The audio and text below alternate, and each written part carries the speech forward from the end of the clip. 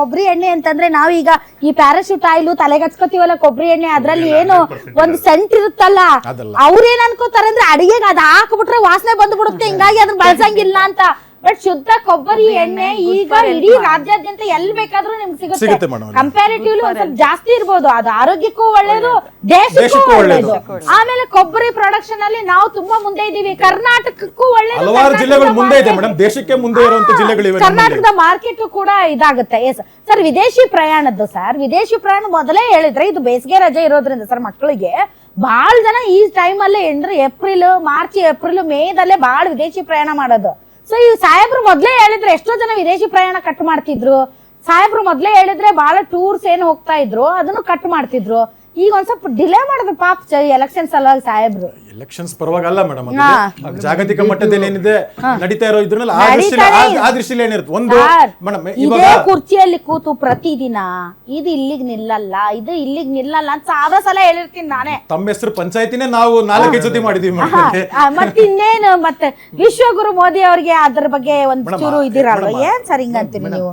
ಒಂದ್ ನಿಮಿಷ sir, world market ಎಲ್ಲರಿಗೂ ಅರಿವಿದೆ ಸರ್. ಅದ್ರಲ್ಲಿ ಅಂದ್ರೆ ಎಲ್ಲಾರ್ದು ಒಂದು ಆಶಯ ಇತ್ತು ಅಂದ್ರೆ ಸೀಸ್ ಫೈರ್ ಆದಾಗ ನಿಂದ್ಬೋದೇನೋ, ಹಾರ್ಮೋಸ್ ಜಲಸಂಧಿ ಓಪನ್ ಆಗ್ಬೋದೇನೋ, ಥಿಂಗ್ಸ್ ವಿಲ್ ಬಿ ಬೆಟರ್ ಅಂತ. ಬಟ್ ಆಲ್ಟರ್ನೇಟಿವ್ ಆಗಿ ನಮ್ಗೆ ಗೊತ್ತಿದ್ದಂಗೆ 40 ಆಲ್ಟರ್ನೇಟಿವ್ ಡೆಸ್ಟಿನೇಷನ್ಸ್ಗೆ ಆಯಿಲ್ ಇಂಪೋರ್ಟ್ ಮಾಡ್ತಾ ಇರೋಂಥದ್ದು ಇದೆ. ಬಟ್ ಅಲ್ಲಿ ಲಾಜಿಸ್ಟಿಕ್ಸ್ ಆಗ್ಬೋದು, ಟ್ರಾನ್ಸ್ಪೋರ್ಟೇಷನ್ಸ್ ಆಗ್ಬೋದು, ಇನ್ಶೂರೆನ್ಸ್ ಕಾಸ್ಟ್ ಹೈ ಆಗ್ತಾ ಇದೆ. ಮತ್ತೆ ಆಯಿಲ್ ಮ್ಯಾನುಫ್ಯಾಕ್ಚರಿಂಗ್ ಕಂಪನೀಸ್ ಅಬ್ಸರ್ವ್ ಮಾಡಿದ್ರು 10 ರೂಪೀಸ್ 12 ರೂಪೀಸ್ ಇದು ಮಾಡಿದಂಥದ್ದು ಪರ್ ಡೇ ಇವತ್ತು 1000 crores, ಒನ್ ಡೇಗೆ 1000 crores. It has now reach to more than lakhs of crores ಇದೆ. ಅದಕ್ಕೆ ಅಬ್ಸರ್ಪ್ಷನ್ಸ್ ಮಾಡುವಂತ capacity oil companies literally bleeding. ಅದನ್ನ ಸರ್ಕಾರ ಇದು ಮಾಡಬೇಕಾದಾಗ, ಸರ್ಕಾರ ಇದು ಮಾಡ್ಬೇಕಂದ್ರೆ ಜನರಿಗೆ ಪಾಸ್ ಮಾಡ್ಬೇಕು. ಪೆಟ್ರೋಲ್ ಡೀಸೆಲ್ ಬೆಲೆ ಈಗ ಎಷ್ಟಿದೆ ಸರ್? 100 ರೂಪಾಯಿ ಇದೆಯಾ? 125 126 ಮಾಡ್ತಾರೆ. ಅಂದ್ರೆ ಬೇರೆ ಅಲ್ಲಿ ಪ್ರಪಂಚದಲ್ಲಿ ಜಾಗತಿಕ ಮಾರುಕಟ್ಟೆಯಲ್ಲಿ ತೈಲ ಬೆಲೆ ಕಡಿಮೆ ಇದ್ದಾಗ ಅದ್ರ ಲಾಭನ ನೀವು ಕೊಡಲ್ಲ. ಅಲ್ಲಿ ನಷ್ಟ ಆದಾಗ ಮಾತ್ರ ನಷ್ಟ ಕೊಡ್ತೀರಿ, ಅಲ್ಲಿ ಲಾಭ ಆದಾಗ ಮಾತ್ರ ಲಾಭ ಕೊಡಲ್ಲ. ಯಾಕೆ ಹೇಳಿ? ದೇಶ ಕಟ್ಟಬೇಕು. ಅವಾಗ ಈಗನೂ ದೇಶ ಕಟ್ಟಬೇಕು, ನಷ್ಟವನ್ನ ನೀವು ಭರಿಸಿ. ಯಾಕೆಂದ್ರೆ ದೇಶ ಲಾಭ ಬಂದಾಗ ನಿಮ್ಮನ್ನ ನಾವು ಕೊಡಲ್ಲ. ಯಾಕೆ ಹೇಳಿ? ದೇಶ ಕಟ್ಟಬೇಕು. ಎರಡಕ್ಕೂ ಹಿಂಗೆ ಮಾಡಿ ನಮ್ಮನ್ನ ಲಾಭ ಬಂದಾಗ ಲಾಭ ಕೊಡ್ಲಿಲ್ಲ, ನಷ್ಟ ಮಾತ್ರ ಸರಿಯಾಗಿ ಕೊಡ್ತೀರಿ ನಮ್ಗೆ. ಲೋಕಲ್ ಪೆಟ್ರೋಲ್ ಆಗ್ಬೋದು, ಡೀಸೆಲ್ಸ್ ಆಗ್ಬೋದು, ವರ್ಲ್ಡ್ ಮಾರ್ಕೆಟ್ ಎಷ್ಟೇ ರೈಸ್ ಆದ್ರೂ ಭಾರತದಲ್ಲಿ ಸೇಮ್ ಇದೆಯಲ್ಲ ಮೇಡಮ್. ಅಲ್ಲಿ ಬೆಂದ ಅಮೆರಿಕನ್ ಇದು which can produce and which can export also.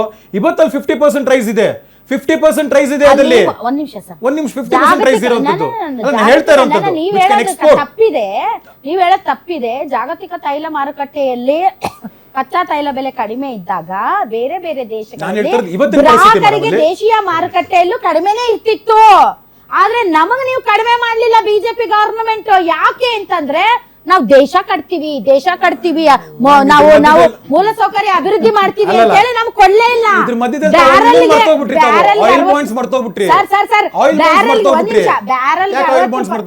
60 ರೂಪಾಯಿ ಇದ್ದಾಗೂ ಅಷ್ಟೇ, ನೀವು ಬ್ಯಾರಲ್ 100 ರೂಪಾಯಿ ಇದ್ದಾಗ್ಲೂ ಅಷ್ಟೇ. ಇನ್ನು 100 ರೂಪಾಯಿ ಮೇಲೆ ಜಾಸ್ತಿ ಆದ್ರೆ ನಷ್ಟ ಮಾತ್ರ ಹೊರ್ಸಕ್ ಮುಂದಿರ್ತೀರಿ, ಲಾಭ ಕೊಡಕ್ ಮುಂದಿರಲ್ಲ ನೀವು. ಅದಕ್ಕೆ ಜನರಿಗೆ ಸಿಟ್ಟು ನಿಮ್ ಮೇಲೆ. ಆದ್ರೆ ನಿಮ್ ಮಧ್ಯದಲ್ಲಿ ಆಯಿಲ್ ಬಾಂಡ್ಸ್ ಮಾಡ್ತೋಗ್ಬಿಟ್ರಿ ಮೇಡಮ್. ಏನ್ ಆಯಿಲ್ ಬಾಂಡ್ಸ್? ಏನ್ ಆಯಿಲ್ ಯುಪಿಐ ಇದ್ರನ್ನೆಲ್ಲ ಆಯಿಲ್ ಬಾಂಡ್ಸ್ ಯಾರು ತೀರ್ಸಿದಂತದ್ದು? ಏನ್ ಆಯಿಲ್ ಬಾಂಡ್ಸ್ ಸರ್? ಹಂಗಂತ ಸರ್ ನೀವ್ ಅಂದ್ರೆ ಗ್ರಾಹಕರು ಸತ್ತು ಹೋಗ್ತೀವಿ. ನೀವು ನಿಮ್ಮ ರಾಜಕೀಯ ಪಕ್ಷಗಳ ಮೇಲಾಟದಲ್ಲಿ ಗ್ರಾಹಕರು ನಾವು ಸತ್ತು ಹೋಗ್ಬಿಡ್ತೀವಿ. ನೀವೇನು ಅಲ್ಲಿ ಬೇಕಾದಾಗ ನಿಮ್ಗೆ ಅಂತಾರಾಷ್ಟ್ರೀಯ ಮಾರುಕಟ್ಟೆ, ಬ್ಯಾಡ್ ಆದಾಗ ಆಯಿಲ್ ಬಾಂಡ್ಸ್, ಸಾಲ ಇವೆಲ್ಲ ಬರ್ತಾವ ನಿಮ್ಗೆ. Madam who controls the oil market madam? I know sir. ಸುಮ್ಮನೆ ಇದ್ದು ಬಿಡ್ರಿ ಸರ್. ಇವ್ರದೊಂದ್ ಮಾತು ಕೇಳಿ ಮತ್ತೆ ವಾಪಸ್ ನಿಮ್ಮ ಹತ್ರ ಬರ್ತೀನಿ ಸರ್. ಕಾಂಗ್ರೆಸ್ ಅವ್ರನ್ನ ಮರ್ತೇ ಹೋಗಿನ್ನೆ, ಅದಕ್ಕೆ ಹೇಳೋದು ಸ್ಟುಡಿಯೋ ಬರ್ರಿ ಸರ್, ನಮ್ಗೆ ನಿಮ್ಗೆ ಲೆಕ್ಕಾಚಾರ ಇರುತ್ತ ಅಂತ. ನೀವು ಅದೆಲ್ಲ ದೂರ ಕೂತ್ರೆ ನಮ್ಗೆ ಲೆಕ್ಕನ ಸಿಗಲ್ಲ. ನೀವು ನೋಡಿದ್ಮೇಲೆ ವಿಠಲ್ ಶೆಟ್ರೆ ಮತ್ತು ಆಯಿಲ್ ಬಗ್ಗೆ ನನ್ನ 2 ಪಾಯಿಂಟ್ ನಾನು ಹೇಳ್ತೀನಿ ಕೇಳಿ. ನೋಡಿ, ನಾವು ಯಾಕೆ ಇದು ನಮ್ಮ ಪ್ರಧಾನಮಂತ್ರಿಗಳ ವಿರೋಧ, ಈ ಎಲ್ಲಾ ಆರ್ಥಿಕ ಸಂಕಷ್ಟಕ್ಕೆ ಕಾರಣವೇ ಮೋದಿ. ಯಾಕೆ ಅಂತ ಹೇಳಿದ್ರೆ, ಇಂಪೋರ್ಟ್ ಚೈನಾದಿಂದ ನಮ್ಗೆ ಅವರು 2014ರಿಂದ ನಮ್ಮ ಇಂಪೋರ್ಟ್ 200% ಜಾಸ್ತಿ ಆಗಿದೆ. ಆತ್ಮನಿರ್ಭರ್ ಅಂತ ಯಾವ ಇದರಲ್ಲೂ ನಾವು ಆತ್ಮನಿರ್ಭರ ಆಗಿಲ್ಲ. ಪೆಟ್ರೋಲ್ ಬಗ್ಗೆ ಮತ್ತು ಡೀಸೆಲ್ ಬಗ್ಗೆ ಇಲ್ಲಿ ರಷ್ಯಾದಿಂದ ನಮ್ಗೆ ಇಂಪೋರ್ಟ್ ಮಾಡ್ತಾ ಇರುವಾಗ ಅದನ್ನು ರಿಫೈನ್ ಮಾಡಿ ನಾವು ಯುರೋಪಿಯನ್ ಕಂಟ್ರೀಸ್ಗೆ ಎಕ್ಸ್ಪೋರ್ಟ್ ಮಾಡಿದ್ದೇವೆ, ನಾವು ಇಲ್ಲಿ ಮಾಡಲಿಲ್ಲ. ಮತ್ತೆ ಈವನ್ 2014 ನಮ್ಮ ಇಂಟರ್ನಲ್ ಪ್ರೊಡಕ್ಷನ್ ಕಾವೇರಿ ಬೇಸಿನ್ ಎಲ್ಲದಿಂದ 28% ನಷ್ಟು ಭಾರತದಲ್ಲೇ ತಯಾರಾಗ್ತಾ ಇತ್ತು. ಅದು ಇವಾಗ ಮೋದಿ ಅವರು ಬಂದ ಮೇಲೆ 28% 23%ಗೆ ಬಂದಿದೆ. ಮತ್ತು ಬಂಗಾರದ ಬಗ್ಗೆ ಮಾತಾಡುದಿದ್ರೆ ಯಾಕೆ ಬಂದಿದೆ ಸರ್? ಅವ್ರೇನ್ ಕುಂತು ಪ್ರೊಡಕ್ಷನ್ ಮಾಡ್ಬೇಡ್ರಿ ಅಂತ ಹೇಳಿ ಅಡ್ಡ ನಿಂತು ಬಿಟ್ಟಾರೇನು? ಅಲ್ಲ, ಅದಕ್ಕೆ ಆಕ್ಷನ್ ಮಾಡ್ಬೇಕು ಅವರು. ಯಾವ್ಯಾವ ಬೇಸಿನ್ ಇದೆ, ಕಾವೇರಿ ಬೇಸಿನ್ ಇದೆ, ಅದನ್ನ ಆಕ್ಷನ್ ಮಾಡಬೇಕು. ಮೋದಿ ಅವರು ಬಂದ ಮೇಲೆ ಯಾರಿಗ ಆಕ್ಷನ್? ಅವರೊಂದು ಚೈನಾಗೆ ಕಂಪ್ಯಾರಿಸನ್ ಕೊಟ್ರು ಸರ್. Correct sir. ನೀವೇನಂದ್ರೆ ಚೈನಾದಲ್ಲಿ ಟೋಟಲ್ ಇಂಪೋರ್ಟ್ಸ್ ಮತ್ತು ಟೋಟಲ್ ಎಕ್ಸ್ಪೋರ್ಟ್ಸ್ ನ ಕಂಪೇರ್ ಮಾಡಿದ್ರೆ ಅಲ್ಲಿ ಕೊರತೆ ತುಂಬಾ ಕಡಿಮೆ ಇದೆ ಅಂತ. ಸೊ ನಿಮ್ಗೆ ಅಲ್ಲಿ ಎಕ್ಸ್ಪೋರ್ಟ್ ಮತ್ತೆ ಇಂಪೋರ್ಟ್ ಎರಡೂ ಸರಿ ಸಮ ಇರುತ್ತೆ. ಇನ್ಫ್ಯಾಕ್ಟ್ ಅವ್ರಿಗೆ ಎಕ್ಸ್ಪೋರ್ಟ್ಸ್ ಜಾಸ್ತಿ ಇರುತ್ತೆ ಚೈನಾದಲ್ಲಿ, ಹಿಂಗಾಗಿ ಅವ್ರಿಗೆ ಅತ್ಯಂತ ಹೆಚ್ಚು ಎಫೆಕ್ಟ್ ಬೀಳಲ್ಲ ಅಂತ.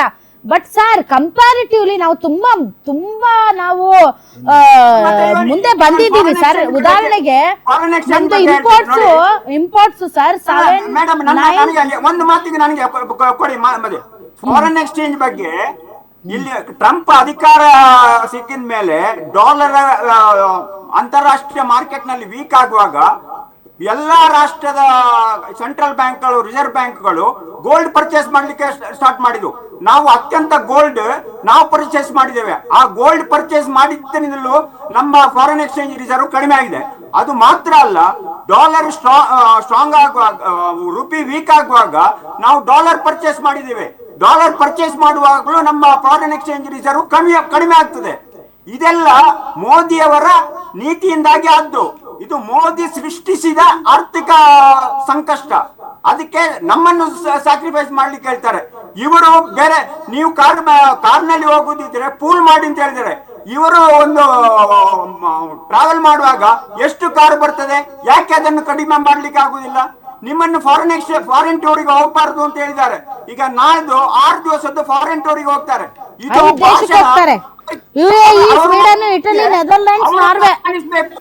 ಮೋದಿ ಅವರು ಹೇಳಿದ್ದನ್ನು ಮೋದಿ ಅವರು ಪಾಲಿಸಲಿ, ನಾವು ಪಾಲಿಸ್ತೀವಿ.